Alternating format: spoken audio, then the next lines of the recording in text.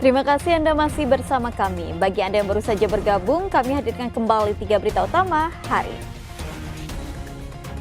Bentrok antar ormas lukai 6 orang di Kota Bandung. Lebih dari 1.800 ternak di Jawa Barat terjangkit penyakit mulut dan kuku. Anak PAUD trauma usai antingnya dijamret hingga telinganya terluka.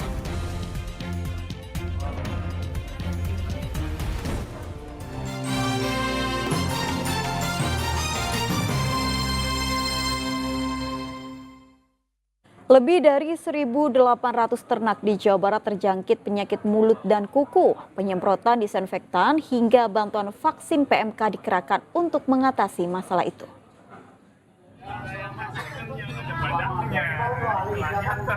7 sapi di kandang ternak Desa Gebang, Kecamatan Gebang, Kabupaten Cirebon ini mengidap penyakit mulut dan kuku atau PMK. Dinas Pertanian Kabupaten Cirebon datang untuk mengecek dan memberi vitamin agar sapi yang terjangkit PMK bisa membaik.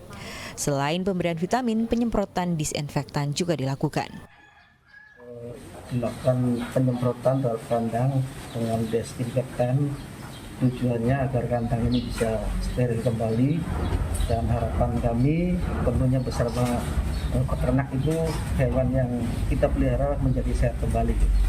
Sejak PMK menjangkit sejumlah sapi, peternak merasa dampak turunnya harga jual sapi di pasaran. Agar harga sapi tidak jatuh, mereka memilih merawat hingga kondisi sapi benar-benar bebas dari PMK. Kalau harga jual jelas mempengaruhi karena apa? Sekarang nggak mungkin ada orang beli sapi di pasar. Hanya harapan kita dengan adanya penyembuhan ini kan kita petani berharap untuk tetap berlanjut. Pengaruhnya berapa persen Pak turunnya itu dari harga? Ya kalau dari harga drastis otomatis kita nggak bisa nawarkan harga minimum. Kepala Dinas Ketahanan Pangan dan Peternakan Provinsi Jawa Barat mencatat ada 1.895 ekor ternak yang terserang PMK. 92 ekor diantaranya mati. Jumlah itu tersebar di 22 kabupaten kota di Jawa Barat.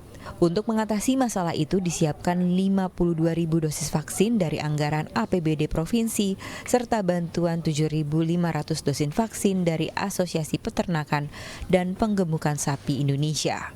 Ditambah lagi ada 160.000 dosis vaksin PMK dari bantuan pemerintah pusat. DKPP Jawa Barat memastikan vaksinasi PMK tidak dipungut biaya alias gratis. Sementara untuk kalangan perusahaan, koperasi, serta asosiasi wajib mengadakan vaksin mandiri. Semua yang masuk ke Jawa Barat harus masuk ke checkpoint, begitu ya. Nah, yang berikutnya adalah para asosiasi, para koperasi dan para perusahaan wajib untuk mengadakan vaksin mandiri. Jadi kita hanya menyediakan untuk ternak saja secara gratis begitu. Untuk menekan angka penyebaran PMK, pergerakan ternak harus diawasi di wilayah perbatasan. Maruli Habibi, Agun Gunawan melaporkan dari Kabupaten Cirebon dan Sumedang. Harga cabai rawit merah seolah menolak untuk turun. Sudah sepekan lebih, harganya bertahan di angka Rp120.000. Jika terus dibiarkan, hal itu berdampak pada lesunya daya beli masyarakat dan turunnya omset pedagang. Tak juga turun, harga cabai rawit merah di pasar tradisional Karawang kini tembus Rp120.000 per kilogram. Harga ini paling tinggi dibandingkan harga cabai rawit hijau dan cabai merah yang dijual Rp80.000 per kilogram. Dampak kenaikan harga cabai ini membuat omset pedagang turun nyaris setengahnya karena minat masyarakat terhadap cabai juga melemah. Yang mahal ini doang rawit merah. Langka lah, jarang beli ya Pak, cabai setan tuh. Saking setan. Harga itu murah, rakyat itu dermawan, enak, gitu merasakan itu apa banyak orang pedagang gitu loh Mas, biar enak gitu. Ini ya pas, hari-harinya pas.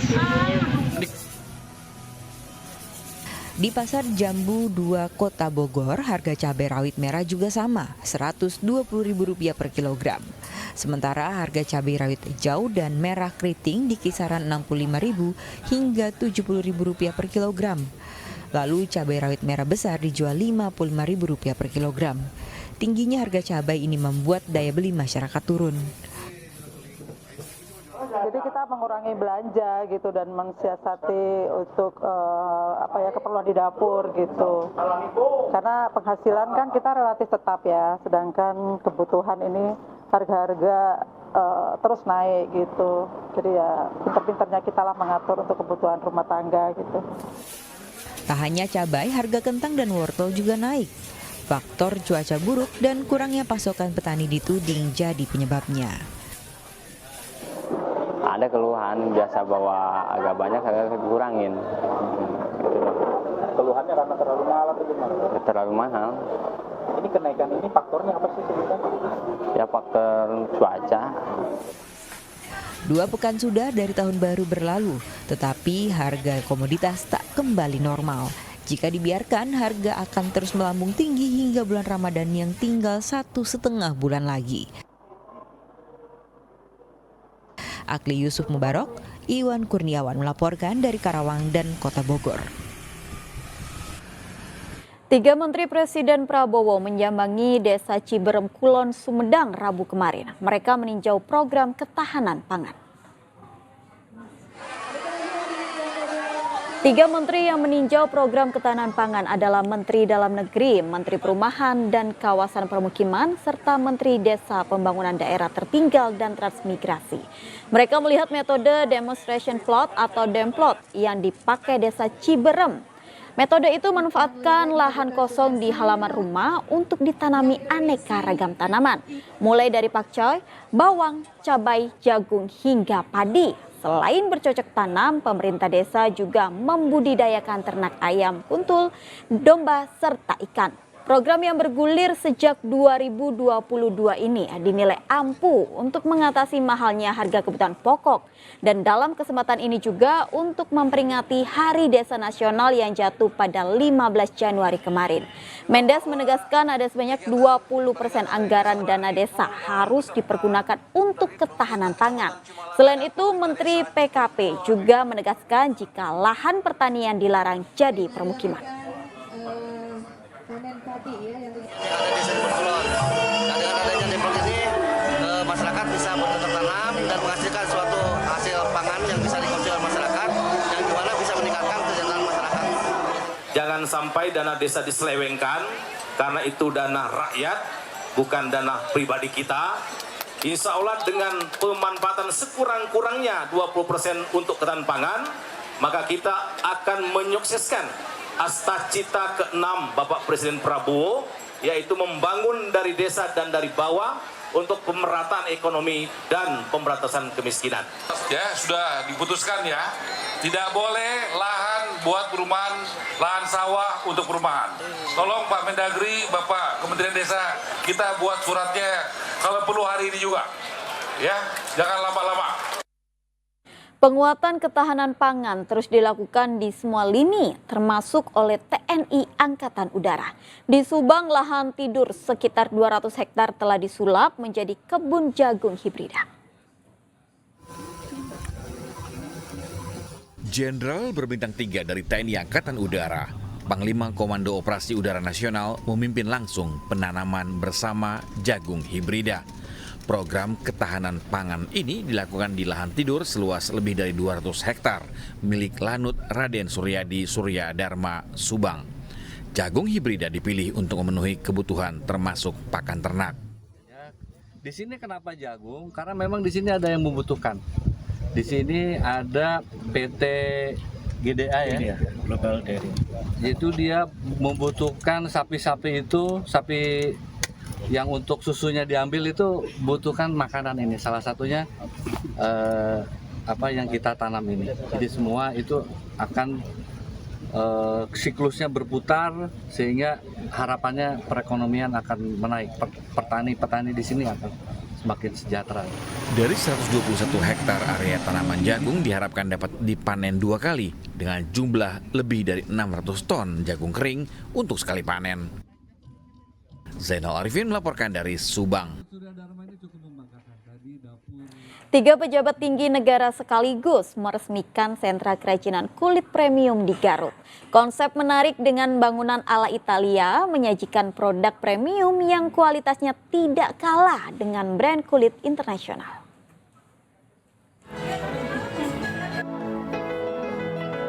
Kerajinan kulit asal Garut telah menjadi salah satu ikon ekonomi kreatif. Tetapi untuk kerajinan kulit kelas premium yang bisa bersaing dengan brand ternama belumlah banyak. Salah satunya sentra kerajinan kulit premium Piazza Firenze di Jalan Ahmad Yani, Garut Kota. Tiga pejabat negara yaitu Menteri Pariwisata, Wakil Menteri Koperasi, dan Panglima TNI meresmikan sentra kerajinan kulit premium. Bangunan yang unik mengambil konsep Italia diharapkan bisa membawa kerajinan kulit Garut naik kelas. Upaya Ibu Kopi untuk memajukan industri kulit di Garut ini dan meningkatkan kualitas ya. Beliau telah mengundang beberapa pendidik dari luar negeri, dari brand seperti Hermes, Gucci, dan sebagainya untuk mendidik ke pengrajin di Indonesia supaya meningkatkan kualitas mereka. Saya mengapresiasi sekali dan saya mengundang para kawan-kawan untuk datang ke Garut berbelanja. Berjaya bangunan ini bisa menarik wisatawan bagaimana sih? Saya pikir ya, kami dari pariwisata akan bantu mempromosikan tentu dengan event-event ya Bu ya. Sehingga Wisnus dan Wisman tentunya datang ke sini untuk berbelanja, melihat destinasi-destinasi lainnya. Pemerintah juga akan membantu mesin pengolah limbah melalui koperasi pengrajin kulit.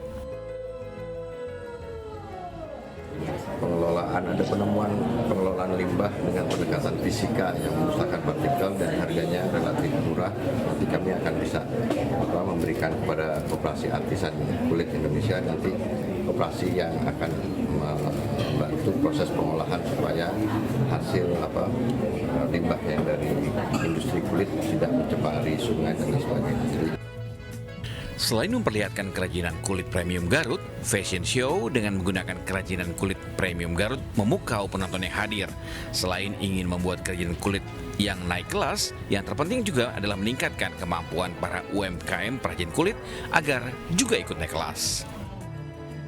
Dan saya yakin dari 750 UKM itu pasti ada putra-putrinya yang harus disekolahkan untuk melanjutkan industri kulit yang berkelanjutan dan friendly, ramah lingkungan. At the same time, itu harus ada sekolahan, harus ada pendidikan. Dan menurut saya itu fundamental sekali. Agar kedepannya tidak hanya jadi tukang atau artisan, tapi juga harus jadi desainer, harus sama branding dan lain-lain. Karena potensinya besar. Inilah yang diharapkan produk kerajinan kulit Garut agar bisa bersaing dengan brand kulit internasional. Eko Setiabudi melaporkan dari Garut.